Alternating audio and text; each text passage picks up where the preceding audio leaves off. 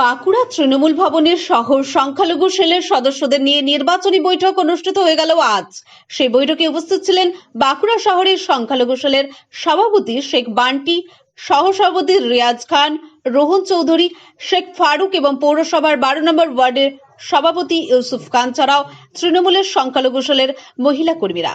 আজকের আলোচ্য বিষয় নিয়ে বাঁকুড়া এক্সপ্রেস টিভির মুখোমুখি হয়ে কি প্রতিক্রিয়া দিলেন সহসভাপতি রিয়াজ খান, শুনুন সেই প্রতিবেদন।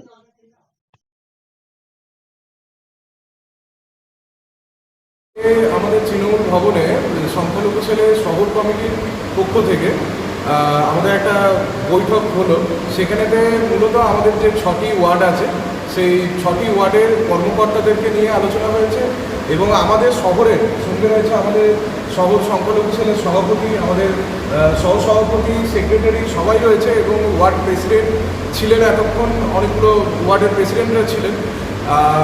মেনলি সংখ্যালঘু সম্প্রদায়কে নিয়ে অনেক ধরনের ভুলভ্রান্তি এসব বোঝানো হচ্ছে।